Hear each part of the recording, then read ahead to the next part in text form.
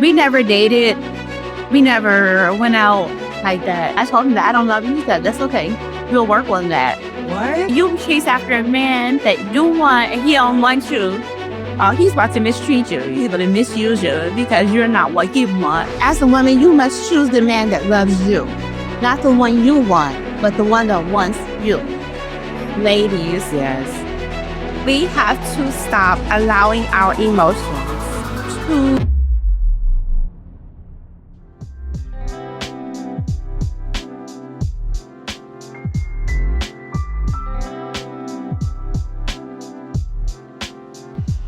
Number one, welcome.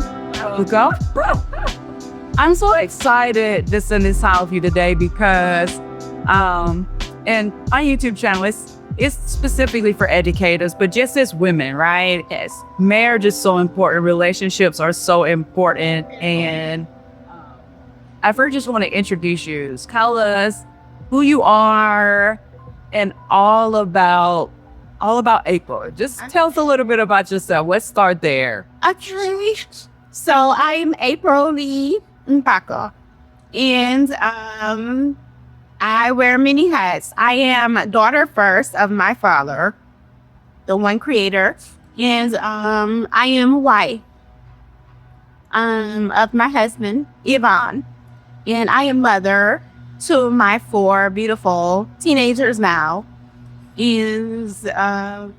I am daughter, auntie, I'm so many different things, but the titles that I most relinquish is daughter to my father, wife to my husband, and mother to my children.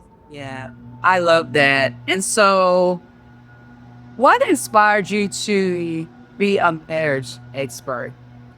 Well, I'm probably going to answer another question of yours. I have been married for 25 years. And this year will be 26, actually, in September. And I have witnessed a lot of marriages around me. Okay, some successful, some not so successful. And I would say my husband's parents have been married 35 years, and a lot of his parents, which they're from Cameroon. They've been married for a very long time. Yeah. Okay. Contrary-wise, here in the States, there has been a lot of divorce. Yeah. Now, my mom, she's been married a long time. My mom never divorced. And my dad did die. So my dad died. And I witnessed my mother's marriage between her and my father. And then my mother's marriage between her and another man. And then he died. And then she got married again. Okay. So I have been able to witness my mother in marriage at least 3 times that she's currently married.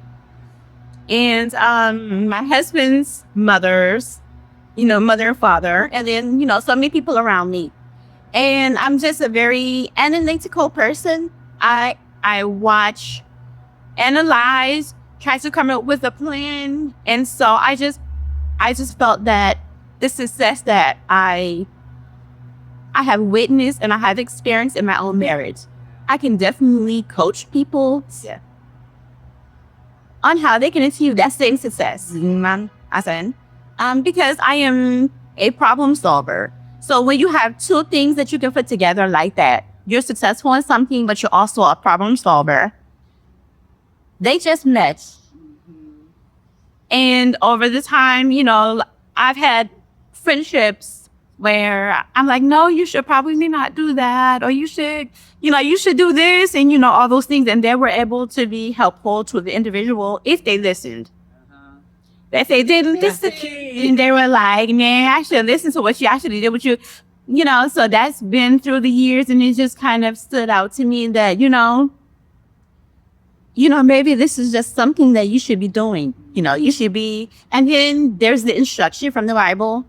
Like the older women teach the younger women. So there's all these things that point to this is something that I should probably take a little bit more seriously and not do sporadically or just in a by the way, mindset.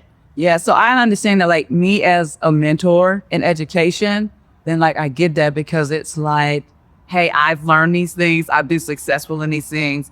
Now exactly. And let me show you how I did this. You don't have to suffer. Exactly. What I suffered. Yes, I I can teach you the lessons so you don't have to learn the lessons the hard way. Yes, I love. And so my thing with you guys, which a lot of people don't, or they might not know you or know about you or your marriage and just even our history. So we met years and years and years ago. You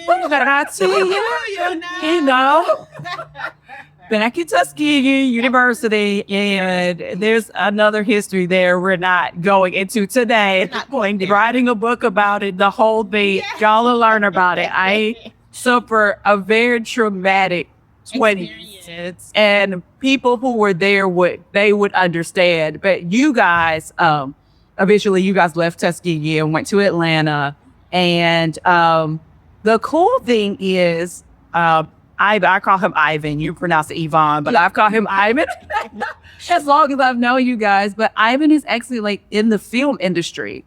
And so I feel like that's another layer on this. So how do you guys navigate? I mean, he was like for not like he's saying like I'm in film and television and he's just talking and he's doing like script behind the scenes and it's not really like he's on television like. And he's got movies and like the whole thing. Like if you Google his name, like stuff comes up. So he's Googleable. And I remember I was watching TV with Mel, and I was like, "Oh my gosh, I know him. He's on TV. I know him. It's just school." And so that's just a cool experience. And the fact that I know Ivan, part of me wants to feel like that fan thing, like, oh my gosh, I know someone famous, but it's Ivan. And so at the same time, I'm like, okay, I know him. Now I kind of know how people feel when they're in the spotlight and they're just regular people. I see that even more now with you guys. But how has that, his fame or his experiences in the film industry, how has that affected you guys' relationships? That's a good question. How does it affect our relationship? I don't feel it does. I think that if anything, it causes us to kind of, merge together? Not merge, but rely on one another a little bit more. Because, like, for instance, every audition that he does, I'm behind the camera. Wow. So I'm the person reading opposite of him. Okay. So if whatever audition, I don't care what it is. So they do auditions like, it's not a situation where, because I always think about in television or in film, you go in front of the people and you submit videos. It used to be that they will go in front of the casting director. COVID changed there. But that was to our benefit. We benefited because you would be so nervous that it would impact how you act. But then now you're just in front of a camera, so it kind of really alleviated him from the nerves. Yeah, that makes sense. And so he kind of excelled with COVID. That kind of helped him a little bit. But I'm behind the camera always. Okay. So that's why I'm reading, I'm recording. Okay. So I'm the voice that casting directors will hear. And then when he goes on set, I come to support him there as well. Because again, there's another set of nerves that come with on set at sea, because you have hundreds of crew members. Everybody's just standing around waiting, watching you. And then you're like, I have to perform now, So I'll be on set with him like, no, you got this. He's like his cheerleader, his supporter. I'm on the sideline. No, that was good. Yes, no, change this, change that. Okay, yeah, just, kind of pumping him up a little bit. And so that makes us, have to be on the same page, And sometimes I think, no, you should do it like this, but it's not my thing. So I had to let that go and let her do him. But so I'm on step with him, and then if there's any event or anything like that, I'm tagging along. I'm his person. I have to make sure his wardrobe, his travel arrangements. I'm the assistant, Beautiful. and then hotel, everything. I have to get all of that stuff together. Um, it just, I need it in different capacities, and he's not out there by himself. A lot of times when people, they're actors, they hire people to help them. Like now, they have an assistant. And I'm able to understand how things go. Like, things go wrong when they do that because that person that they're hiring is in a very sensitive area, a very intimate area with, the actors and things like that. So I'm the wife, so I hire someone to do that when I can do it myself. Beautiful. So No, it's like a true partnership. Like y'all really are working together with. we have to. It is not, these actors are not out there by themselves. They need assistance.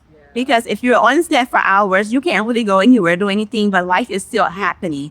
We have children, we have bills, we have things you need to do. And so you need someone that can move about even though you're kind of stuck on set, So it caused us to kind of work together more.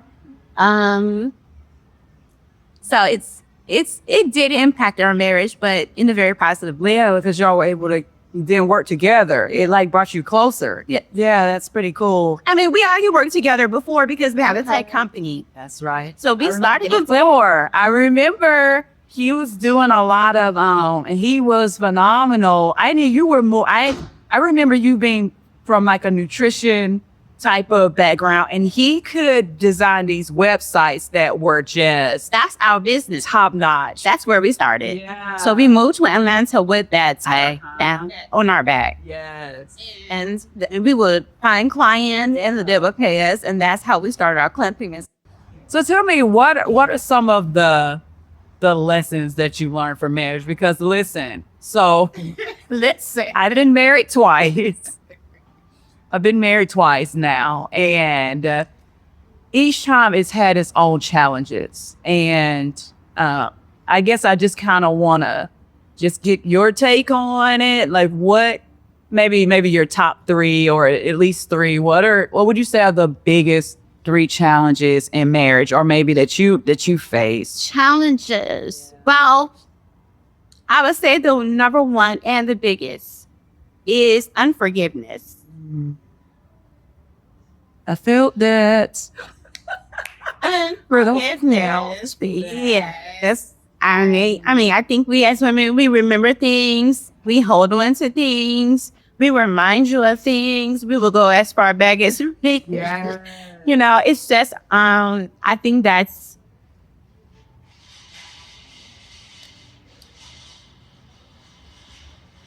and then we feel like things are done to us on purpose. You're doing this on purpose, You could be different, you could be better, you could, if you wanted to. Yeah.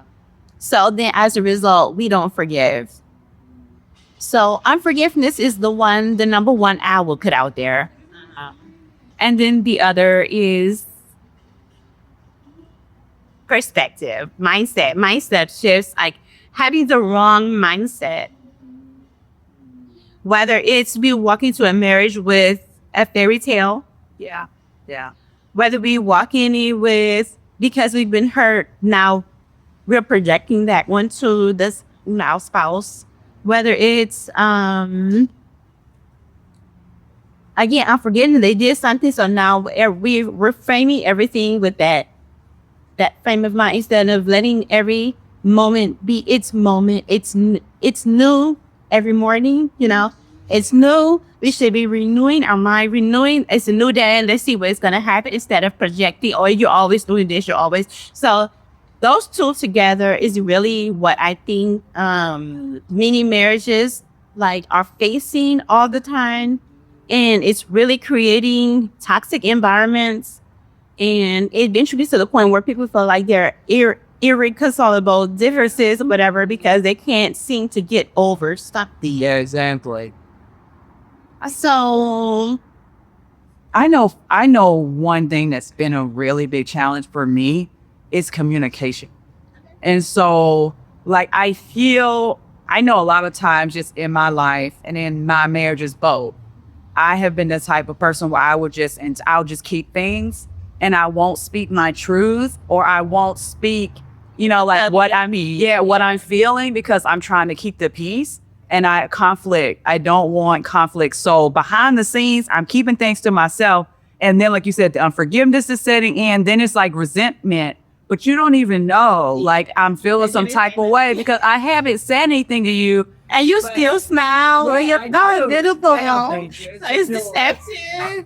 It's deceptive. So and I think that happens to a lot of men. And then when women leave, they're like, what happened? Like, I thought we were happy. You never said anything. And then all of a sudden it's like Dear John letter. And it's like, wait, what? What happened? And so I know I've been guilty of that.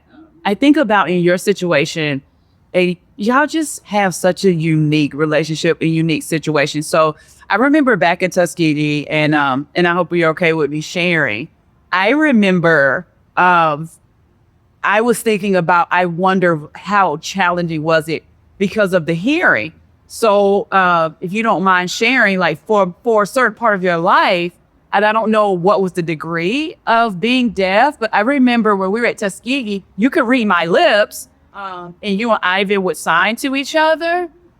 But now we see this is not happening. I mean, you used to have the abilities to that a thing. Yes, but how was that? Was that challenging as far as you guys' communication?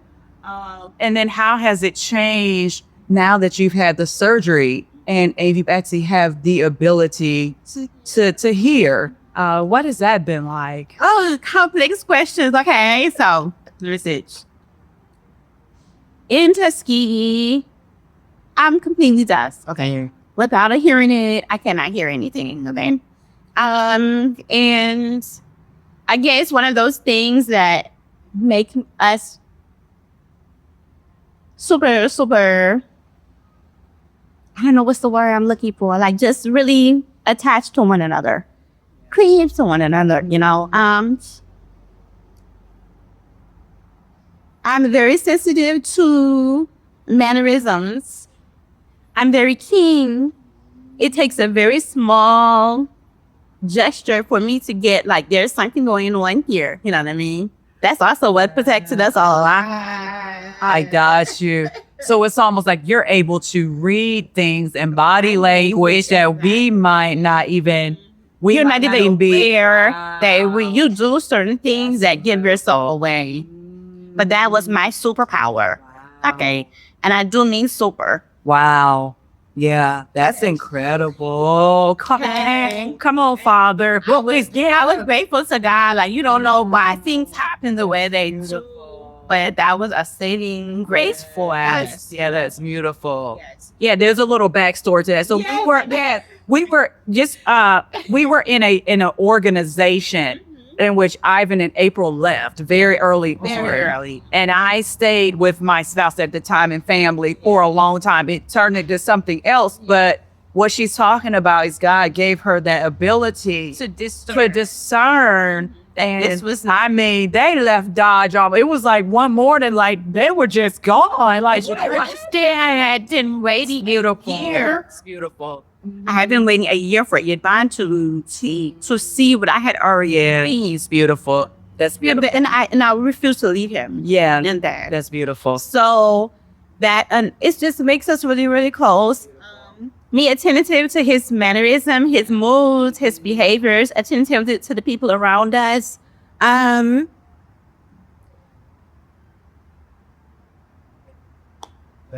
Well, though.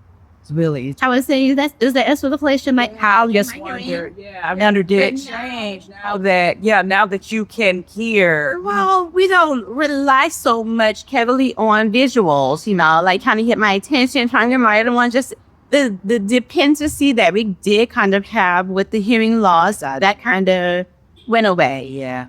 And now I kind of call my name and just various things. I can respond that way. And I'm thinking about how did you feel like the first time you heard his voice? It's not the way it's painted. Okay. It's fascinating. It's painted. Okay.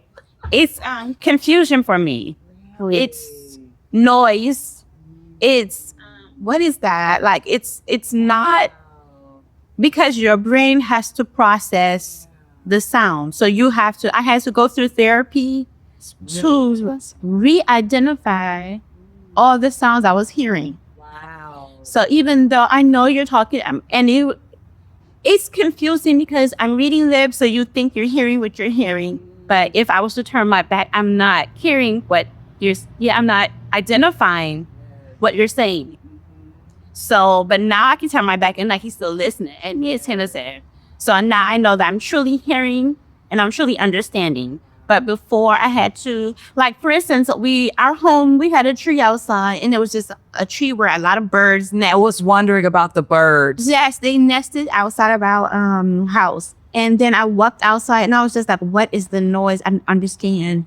And then he said, oh, those are birds. Mm-hmm. And I'm like, wow. So it's like in that moment, I understood this is what sound is. It's identifying. It is not the noise that you're hearing. It's the identifying what the noise is that equals hearing. That's really interesting. Because I even thought about like music. So like I understand like this is what a piano sounds like. This is what a violin sounds like. This is what a guitar sounds like. It's just a lot of noise. So I literally had to go through a program of hearing the sound and then it's telling me, okay, this is a bird. Hearing the sound, this is a dog. Hearing the sound, and then this is your husband. This is what he said. I got you. This is his voice, That's really interesting. Through years of training, I finally can identify his voice between someone else's. But otherwise, it would just all be the same, like, voice. Yeah. Do you still have those times now where you'll hear something and you're like, what is that? All the time. Wow. All the time. I mean, the world is vast. Mm-hmm. And if they didn't have this sampling on their program to reintroduce that noise to me and identify what it is, I'm like, what is that? Wow. So interesting. Oh, that's beautiful to learn that about you. That's so interesting. Yeah, that was fascinating. Yeah. It was a process where, it's on me about 5 years to get back to a place of understanding. And that was after so what happened, I lost 85% of my hearing within a month. So at the age of 13. Oh, wow. Suddenly I cannot hear. I wonder, was it from when you were born or so? Wow. So you could hear up until you were a teenager. Wow. Okay. Then just before I enter high school during the summer month, I lost all of it. Before I went to high school. Just they don't know why. Did all kinds of tests, MRI scans, everything. So from 13 to 28 or something like that, it's complete deaf, so that's why I use sign language and everything. But when I had my last daughter, 4 children, 3 girls, 1 boy. Okay. But girl, boy, girl. I lost the rest of my hearing. And they said that usually it's because I was a little bit older, like 30, I think 31 when I had her. And just the stress on my body caused the rest of my hearing loss to go away. So it's at that point, my hearing aid, like over the ear hearing aid, didn't work anymore even. So it was like, oh my God, I can't hear these babies crying. I can't hear someone at the door. I can't function in this house without hearing anything. And that's where the surgery came in at. So 20 something years of deafness, and then it took 5 years to recover and understand everything like that. Yeah, that's really interesting. What a story. That's super cool though. And isn't it amazing? I'm just so grateful that later on in life, you were able to, through modern medicine and technology, you were able to get that back. So that's really cool. I'm just seeing God in all. I'm seeing God in all of this, girl. I'm tripping too, the fact that we ended up in Atlanta together and like reconnected around the corner. Like, it's just, I've been perfect. I didn't awe of our Father. Right? Yeah. And so, all right, so you're gonna have to give us like the secret sauce, right? Because you obviously you got something going on. Cause that's 25 years, still looking fabulous. Y'all still doing your thing. So like, just give us some, like, what are some keys or what are some things that really helped you in your marriage that you can like give give people to say, like, here's some great advice that I can give you to stay connected in your marriage throughout the years? Because we change, we grow, life happens. So how do you stay connected through all of that? Okay. I'm grateful for the question. I have so much to say. First of all, I'm talking to the ladies. Yeah. Okay. The wives. That's my Yes. You're the wife coach. yeah. The wife coach. So I'm not trying to talk to the men, men got men, but ladies, Yes. we have to stop allowing our emotions to control us. We should not be emotionless. We should be in control of our emotions and not the other way around. Yeah, right. I feel that a lot of the decisions that are made is largely emotions. How we feel about this, how we feel about that, or how we think about, which is essentially still our emotions. Our emotions are getting in the way of a lot of these. So that's one, you have to, it's so complex. So I'm gonna try to walk through some levels. Okay, so first, when you enter a marriage, you have to be on the same page as far as what that marriage is intended for. If you think it's for, you need to satisfy me, you're here to serve me, and he's thinking that you're here to serve him, it's never going to work. Everything he does is going to be with the mindset of, you're here for me.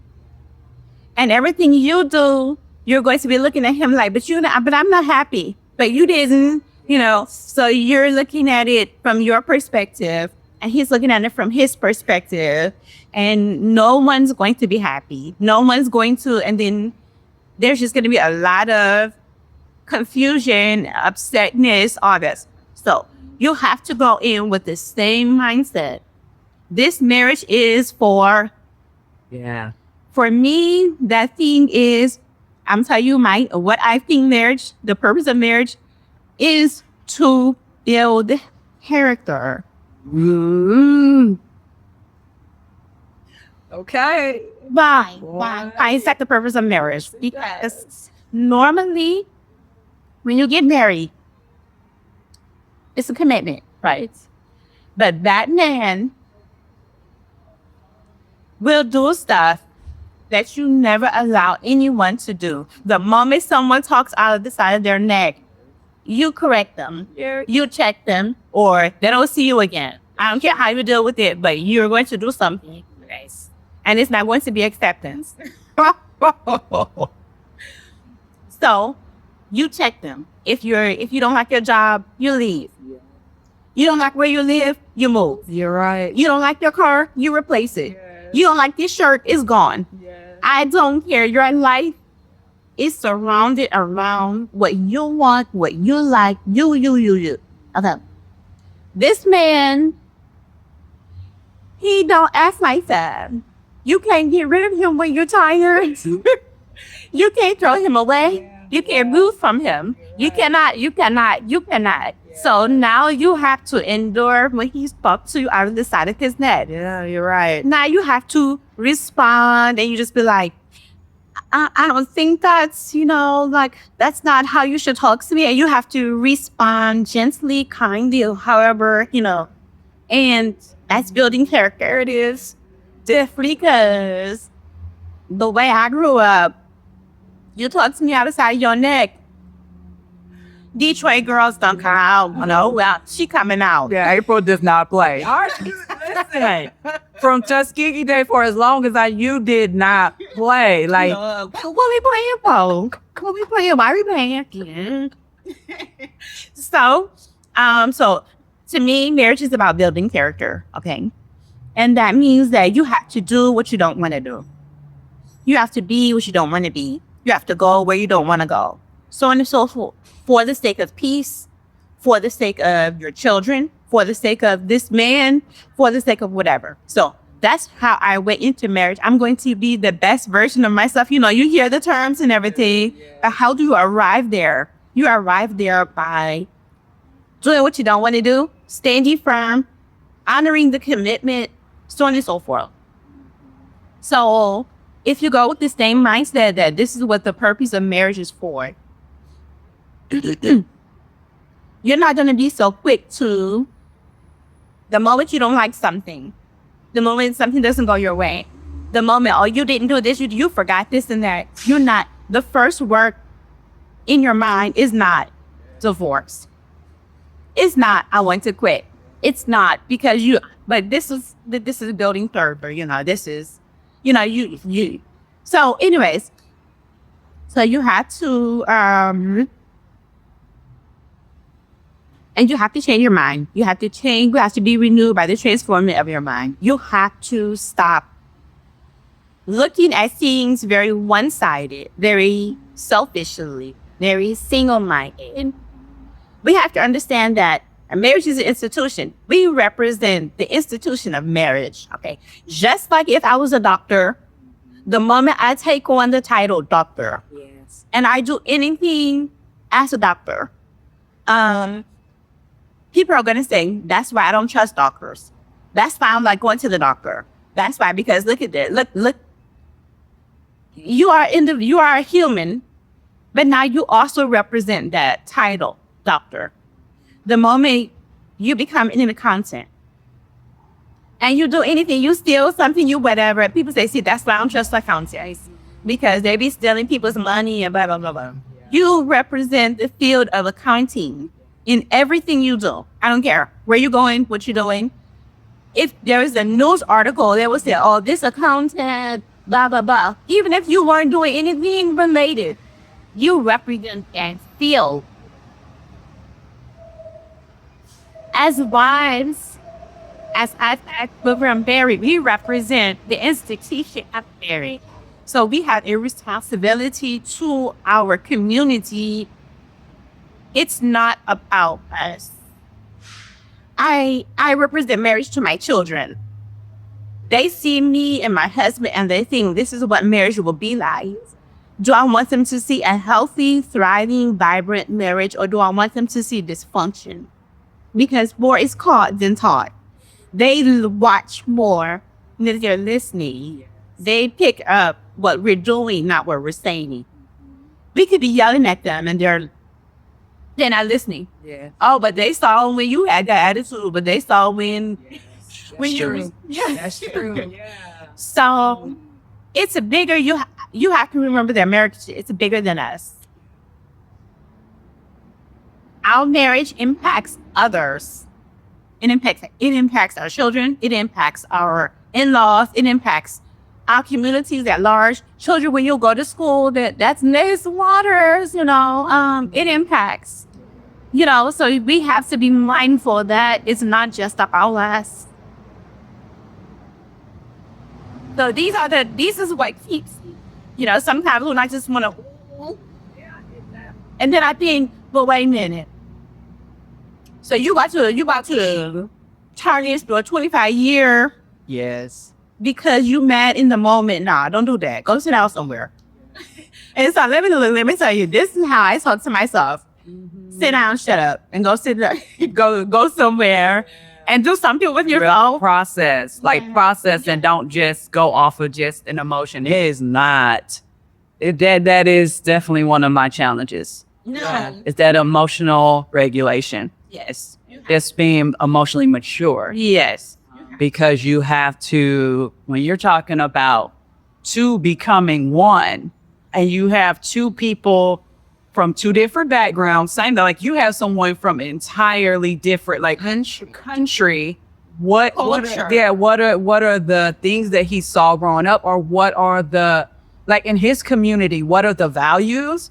What are the expectations of marriage and a wife? I would think would be different in Africa than it is in America. Yeah. As well as what you were brought up seeing and knowing in relationship, and then your expectations. I think expectation, like you said, when you come into the marriage, like what are your expectations? I think too, there needs to be a lot of conversations before you get married to make sure that you're aligned on some very key things, because if not, it's going to come up. It's more than just being in love and, oh, I love you, and, oh, the sex is good, or, hey, you fine, and we're just going to get married. I mean, you know what I'm saying? Because a lot of times that's what we do. We get caught up. And research says in the first 2 or so years, that euphoric and love feel, that does not stay. So you're in the physically, your physical body could not continue on that state. You think about when you first are in love, you're not sleeping, you're not eating, you're talking on the phone all night. Like, it's just, you're consumed with this person. Your physical body and your mental capacity couldn't even keep up with that anyway. So that's a short term. So if you get caught up in that, and then when that is over, you're looking around like, what is this what have I done? What have I done? So I Absolutely. That's so incredible. But I will tell you a secret. It's not so much a secret. We talk about it all the time. I did not love Ivan. Girl, stop. What? No, that's not why we got married. Was it? Okay, I'm going to just let it go. Okay. I almost want to talk about it because I had a boyfriend before that. I do remember y'all talking about that. Okay. We were together for a very long time, and Ivan was just my friend. Okay. We were just friends. We were actually friends for 4 years. Okay. And he chased after me for those 4 years. Wow. And I was like, no, absolutely not. So you can imagine that I'm just seeing you as a friend. Yes. But the thing is, as being my friend, I watched his character. I love that. He was very hardworking. He had a family. Yeah. He very, very kind. He was so kind. So all those things spoke to me as a person. So when the other person wasn't in the picture anymore, then I was like, okay, well, this is a guy that's worth my commitment. Yes. And that's why we married. What? We never dated. We never went out like that. Wow. And I did rock him, and I told him that I don't love you. He said, that's okay. We'll work on that. What? And it's true. And in fiction, that's actually how you're supposed to get. We didn't know that. We had no idea. Wow. But that's actually how we got married. So how long because y'all had known each other for 4 years. But since there was no dating, so y'all just got married. Wow. Did he? We did the marriage counseling. Okay, but did he propose or anything? Like, how did that conversation come about? Like, we're gonna get married? No, I was like, okay, fine.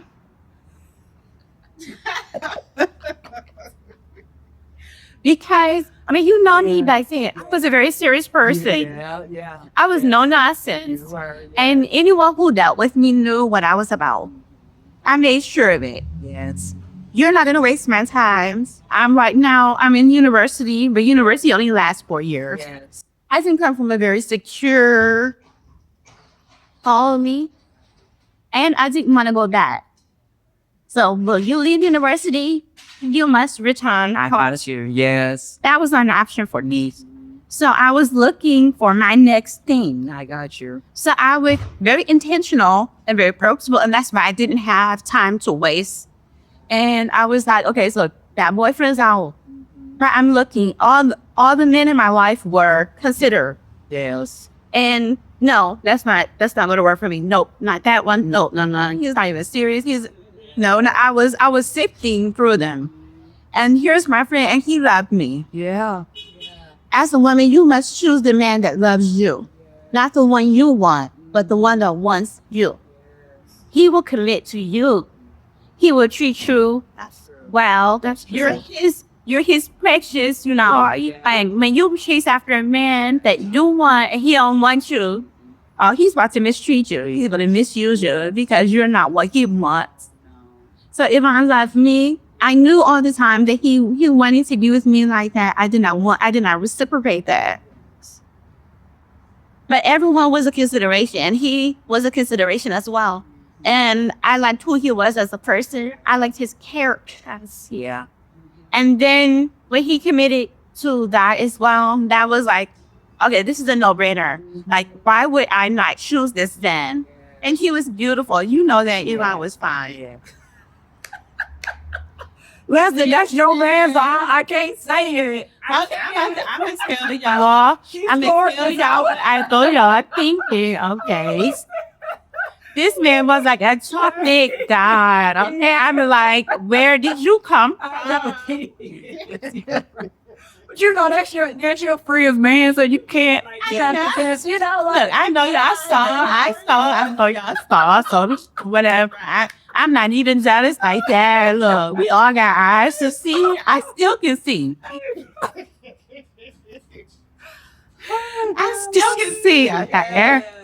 But this man coming from Cameroon, his skin was immaculate, shining, glossy. He had this really dark hair. And I was like, oh my God, this guy is fine. But even though he was so fine or whatever, I was not a visual person. I was more like character person. Because again, I witnessed my mom and my sister just dysfunction, you know, and that's what fine goes with. Fine goes with all. Yeah, you're right. Stuff. You're right. Yeah. It winds you to the real person.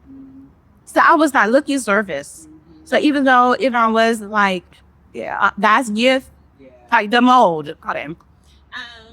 I needed to see character first. And so when I saw that was his character, I said, what's the problem? What else are you looking for? Why isn't he good enough? Then I was like, okay, so you're the problem. So get out of the way. That's good. Because it's going to be, it doesn't matter. Whoever you choose, you're going to get in and you're going to get working. Exactly. And everything that you're going to need, that's going to give you along the way. And that's truly how it works. But when it's all, it goes away stupid. It really don't got anything foundational. So that's the difference between our marriage. We did not marry for love. We married because he loved me as a man should. The man is commanded to love his wife. But I respected him. I respected the person he was. I respected how hard he worked. I respected, his kindness and everything. I respected him. He was that. This man, he is layered. And that's what I loved about him too.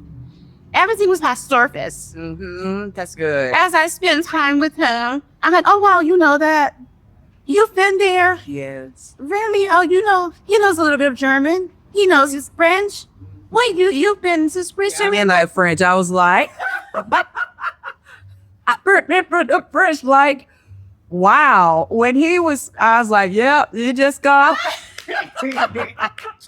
Look, I've never been a child. You really haven't. You really haven't. But I just think that's just so cool. I think if more, it almost reminded me of almost like those shows like Married at First Sight or like those arranged marriages where they're looking solely on the character of the person and what they're bringing to the table and how they're going to treat the other person. And then you're like, the love will come. The love will come. It does. Because even when God brought Eve to Adam, he didn't know her like that. Like, he's trusting God's decision.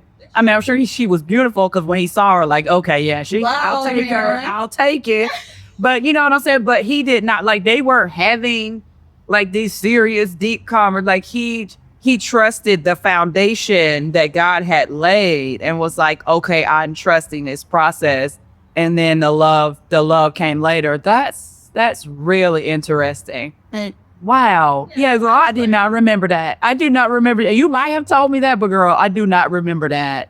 And it was like this romance. But the fact that he pursued you for 4 years, like he knew. And when a God really loves you, and I've heard that so many times, like if a God really loves you and he really wants you, if you, like you said, if you are the prize for him, then it's going to be totally different. If you chase him and he's just not going to treat you the same. He really wanted you and he pursued you and he got you. And then he's going to do what he needs to do to keep you because this is what he wants, He got what he wanted. Yeah, that's really cool. And he always was. Now that, I'm telling you, you could see it. You could see how much he loved you. Like he was into some April. Like April was, you know what I'm saying? Like April is his thing. It was very, it was very obvious. So, And he absolutely loved me, and that's what I'm even teaching my daughters right now. You know, I'm training my daughters to be arts. yes. So they're pursuing different things, you know, and I got my degree as well. But ultimately, we all want to be married. I'm teaching them to be wives, and I tell them all the time, there's a difference between you wanting a man and a man wanting you. I mean, there is a complete difference. So, Yeah. I wanted to ask you this question because I read a book recently, and it's called 20 Tips and Tools for a Great Marriage. And a coworker gave it to me, and I read it, really loved it. The first tool that he said was priority. And he said in this book that your number one priority should be your spouse over your children, over your job, over all the things. And so I just kind of wanted to get your take on that, because I mentioned that to some people and they were like, no, I don't, like my child comes first, you know, like my child comes first, or, my job comes first because I need to make sure that we're providing. And same thing for a man, it might be, I need to make sure my job is first, so I'm providing. Or I've known even some like ministers who like their church was first because they're like serving God. And so like the church is first. So I just kind of wanted to get your take on priorities and how do you feel like we should prioritize our spouse or our marriage? okay, great question. My husband's first. There is no children without my husband. Every child came by our union. Yes. There is no them without him. And I'm telling you right now, when I entered marriage, it was my husband, this is the kind of husband this is the kind of wife that my husband is going to have, okay? And this is the kind of standard that he's going to have. You know, I'm going to keep the house a certain kind of way, and we're going to eat a certain kind of food.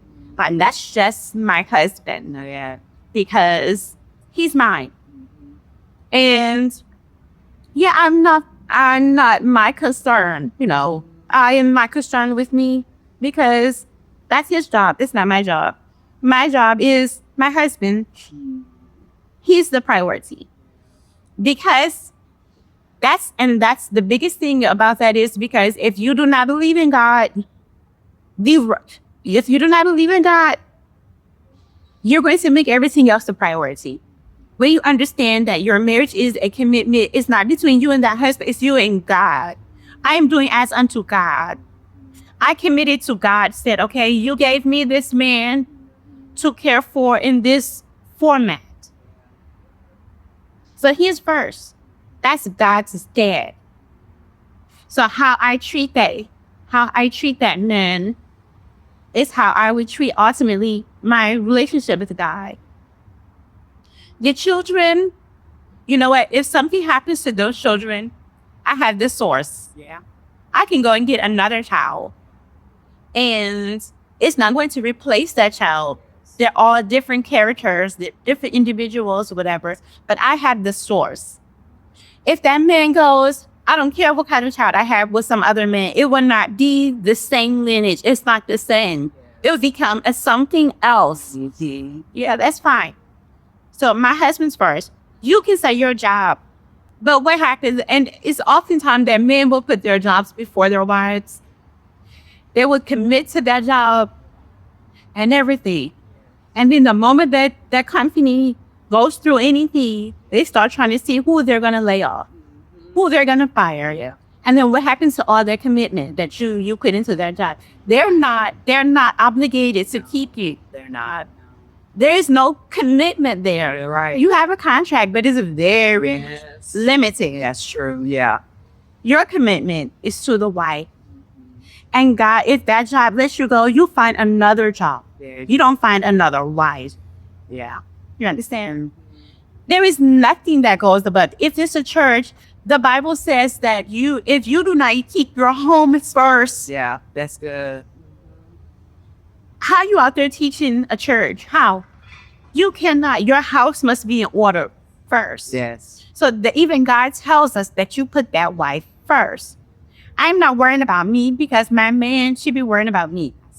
He should make sure I'm good because I'm his wife. I belong to him. So he should make sure I'm good. Yes. Just like I'm going to make sure my husband's good. I don't care. Look, I'm so secure in my marriage. I don't care what woman and they come. Yeah, I believe it. They come, they be trying to play in my face, okay? And I just step back and I let them have it. Because if you can do what I do, baby, you take it. But you can't. You can't. Yeah, I love This whole nother level. It's right here. It's whole other level. But you're secure in yourself, and it's also Ivan makes you feel secure. So then that's like exactly. Literally. They just get playing. Yeah. So it's doable. Don't shoot your shot. Let me see it. Let me see it. No, what? I think about too, like eventually the children are going to go away. They are. So then if you have put so much in your children and you have neglected your marriage all this time, I think that's why a lot of divorces happen once the children are, Because they don't know how to even interact with each other anymore. because you have placed everything, and that is extremely challenging for moms, definitely. But that ain't It's only challenging. It's only challenging if that child is truly your world now. yeah, that's true. Yeah. But for me, I have 4. Yeah. You know how many times I left him in Cameroon with his mother? That's thousands of miles away. No, it's not that difficult. It's not that difficult if they're in the right position. Yeah, I like that. So, how should couples handle if they're in a season where one of the spouses they're growing and the other one is not growing, or they're stagnant? How do they handle those seasons? Patiently with love. But more actionable. First, everything is mindset. I can't emphasize that enough. Everything is mindset. Imagine how long it took you to do anything of significance. Did it take a minute, an hour, a day? Like, how long did it take you to kind of finally understand something or learn something? It took a while. It took you going through different things. Years. Yes. So if you can allow yourself that, or you can be understanding, you can be kind to yourself, you can be, well, you don't understand, I went through this and I went through it and it took me time to learn. If you can do all of that for yourself, why can't you do that for your spouse? Yeah. So it's a mindset to me. Like, you want them to get it. Don't we all? Yes. When you're talking to your children, and I think the biggest lessons I learned is from having children. Talking to them, trying to make them see some things that you are already seeing, and you're pulling your hair out because they don't quite get it. And you're really trying to make them avoid learning the hard way. That they absolutely insist on going the hard way. Yes. Yeah. You have to accept that. Why are we more accepting of the things that our children must go through? And we patiently wait with love. Yes. We're more that for our children than we are for our spouse. You're great. So that's why I say patient with love. Because I know we have it in us to do, but we are not willing to do it for our spouses. Yes. It's the patience. It's the patience and the patience. So I know for me, like any stressful situation, you have the fight, you have the flight, and you have the freeze. And mine is flight. Like, when I get stressed or things start going down, it's like, I'm ready. I'm out. That's my natural tendency to want to do. Yeah. Good. So then, go run to your prayer closet. Run fast. Go find somewhere to run to that's safe. But I think that we actually not very different. I'm very much like you. I would keep things in. No, I'm ready to get, I think it may be generational where we just over something or whatever. But I was taking to prayer. I was just like, you know what? I'm gonna march myself right into my closet, my knees, and I don't get up until I can put a scar on my face. And I'll change my mindset. I want some scriptures that will help me in that direction. And if I have to be in there an hour, we have to be in there 2 hours. And I get up and I realize, oh, that wasn't enough. I go back down. But no, yeah, we have to. Patience with love. That's just, and then again, that's character building because now you have to practice patience. Yes. Because I think about where it says love is patient. That's the first thing it says. Love is patient. And the other way to be patient is by going through things that causing you to be patient. You cannot acquire patience any other way than by being patient for something that you're living with. Yeah. Happy birthday, something. Wow. So, just as we begin to wrap things up, what would you say to a single person who is wanting to get married? What advice would you get them? My single people, if I can tell you to wear a blindfold, wear a blindfold until you found the person and the character. Like, no, but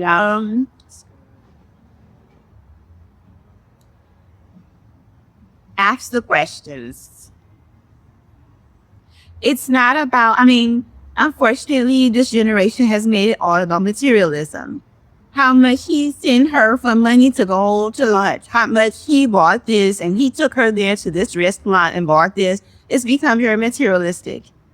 Very high dollar, how much money you spend on me. Don't make emotional decisions. Do not choose this person based on how you feel, how they make you feel. And I don't know what way you can say that. Yeah. You're going to change what you desire in that moment is going to change so quickly. It especially changes for women because the moment we get pregnant, life gets real. Yes. We're now, before we even had that baby, we start thinking, what am I going to do? How am I going to take care of them? We immediately start maturing the moment it happened. Most of us do. We do, yeah. Most of us do, yeah. It's in that moment your desires can immediately change. Because now you're going to be like, that man should be helping me. But if you chose someone immature, you chose someone who likes to play games, you chose someone who doesn't like to work, he's lazy, or you liked him because he likes to chill all the time, or he's still going to be chilling. Yeah. Yes. So, but you chose them because of how he made you feel in that moment. But now you're feeling different. Yes. And it's very real. Yeah. Your life got real quick. So, that's true. One, I wish that I could take take the eyesight away just so that you can focus truly on character. But we can't do that. So you have to get out of your feelings and truly consider the person. Is he hardworking? Is he going to take care of you? Is he going to go out there and fight for his family? Is he a player? If he's trying to have a lot of different women, like, these are the things that you should be deciding. Yes. Not, is he fine?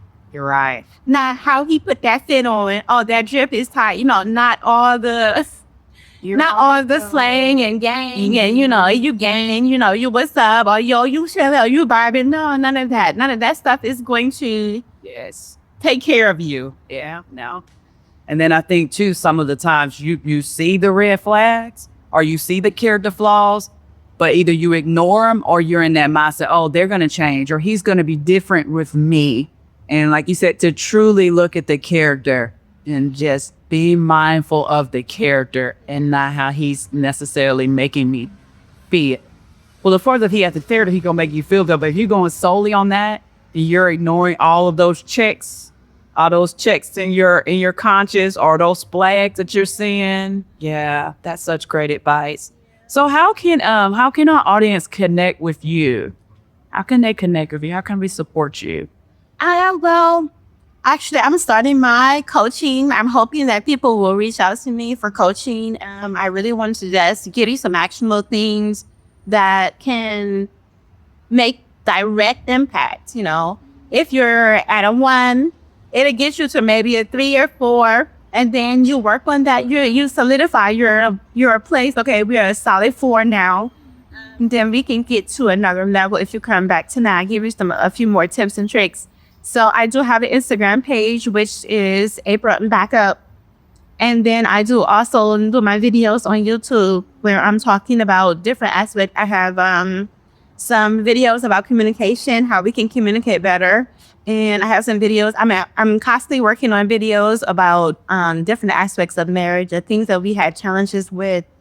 So again, that's April Mbakop on YouTube. And so all of my social is April Mbakop. And if you search for me, you can find me in those different channels. I do have Facebook, and it's April Mbakop.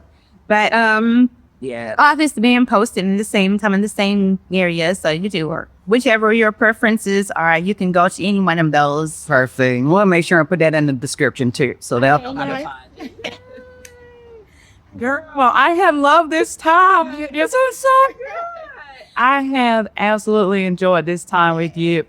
Anything else that you want to throw out there to the viewers before we wrap it up? No, thank you for listening. Thank you for listening to our conversation. There's just 2 girlfriends sitting down talking about all the things, and just hoping to see you in my YouTube. You know, mostly it's the YouTube. Just watch the videos. You can get a lot of information from them, and you don't even, if you feel like you don't need coaching, everything that I share in my videos is what I believe, is what I teach people. The coaching is just more hands-on, more situation specific, more, if you just feel like you just need someone to talk to and just kind of hash it out, that's what I'm there for. Love it. April Mbakop. Thank you so much. Guys, we'll see you soon.